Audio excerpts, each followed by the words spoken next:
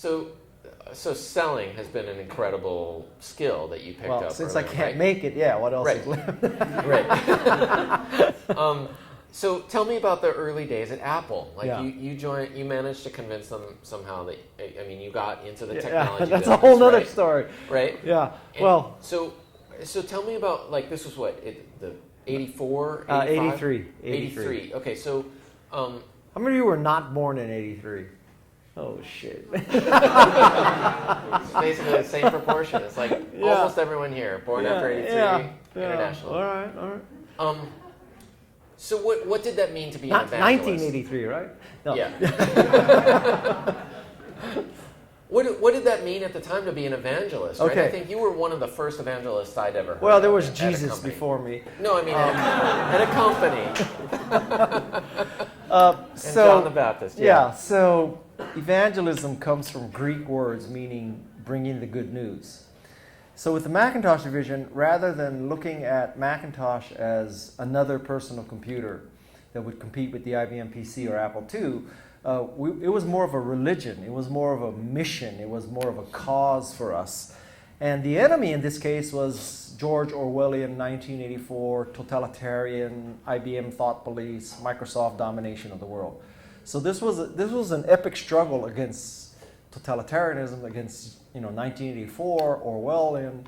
This was to preserve freedom, to preserve creativity and productivity. It was a very, very emotional sell. And so we, the evangelists of Macintosh, were bringing the good news of Macintosh that would make people more creative and more productive.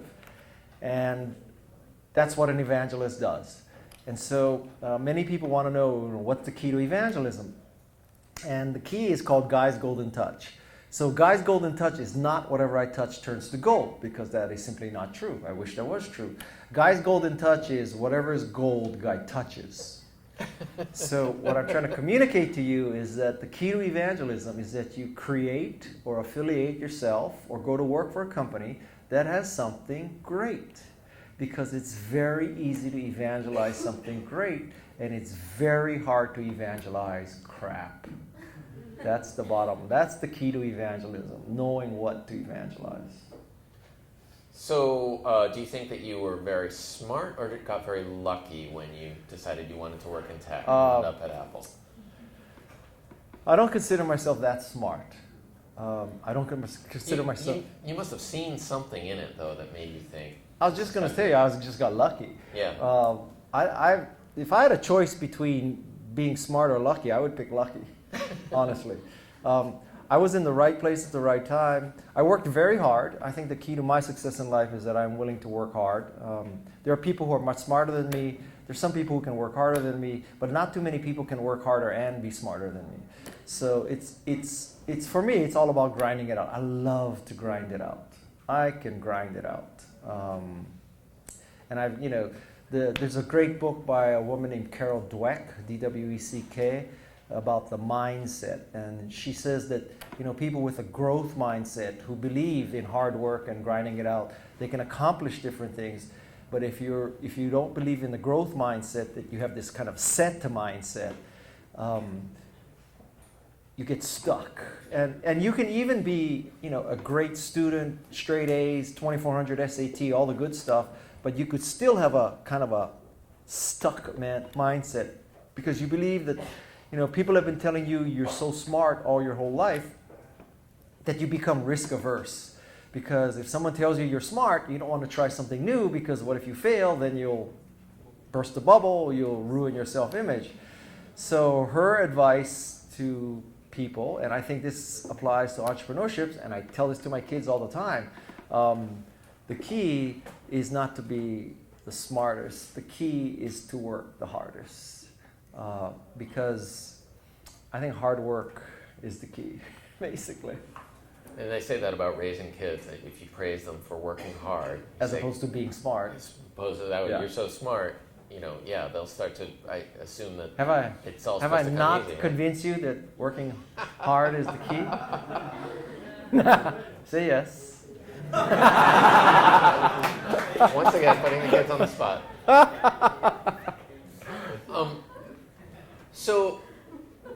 So it's easier to sell something or easier to evangelize something that's really great. Yes. What have you done when you found yourself in a position where you're trying to evangelize something and realized that it actually was kind of crappy? I failed. I mean, I'm telling you, it's hard to evangelize crap. I mean, I can't say that I evangelized great stuff my whole career. I made a lot of mistakes. It's just much harder. There's a level of complication here in that, how do you know that because very few things start off, great in version 1. Mm-hmm. So how do you know version 1.1 or 2.0 will become great? And that's where it gets really hard, because it's so hard to figure out, what will evolve and become better and what will simply die. That's where luck comes in, I think. That's where luck comes in. And I guess you have to kind of know when to pull the ripcord, I guess. Well, knowing when to pull the ripcord is one of the hardest things, because much of what you read and much of what you hear from people who you think know what they're doing is so anecdotal, right? It's not scientific per se, right? I mean, how would you do a scientific experiment? You take two products of equal potential with equal teams and you only change one variable to prove, that this is the variable that matters. That's scientific research. Nobody can do that.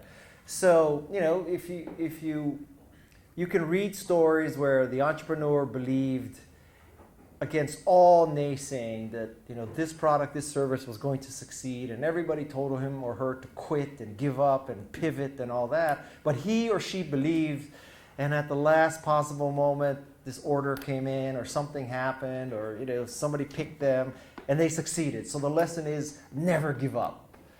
And then you'll also hear stories that say, Google started a consulting firm and they pivoted to become a search engine, so the key is to pivot. So which one do you believe? I don't know. It's very hard to figure. And so the reason why you hear these stories is because retroactively you can say you knew what to do. Right? So we knew we should have pivoted. That's why we are a billion-dollar company today. Or we knew we should have stuck it out because it was right, and that's why we're a billion-dollar company. So basically, I'm telling you, for an insight for you who are not too familiar with Silicon Valley, what we do here is we throw lots of things against the wall, very few things stick, then you go up to the wall and you paint the target around it, and you say, I hit the bullseye. That's how it works. I can guarantee you how to hit the bullseye. And you throw the thing first. And you do not talk about all the spaghetti on the floor. No, I mean, if you're a venture capital firm and somebody says, well, you invested in Google and YouTube and Facebook and, all these kind of things. Yeah, pretty smart, right? Yeah, you're pretty smart. And you say, well, then why did you invest in Webvan from the same firm, right? And you say, well, I told my partners not to do that. That's how it works. Yeah. All of you should watch Silicon Valley on HBO. That is such a true, that is, the reason why it's funny is because it's true. How many of you watch Silicon Valley? You have got to watch that. Okay, good. It's very educational. I think that's part of your education here. All you need to understand America, you just watch Silicon Valley and House of Cards. That's it. That's all you need. That's all you need.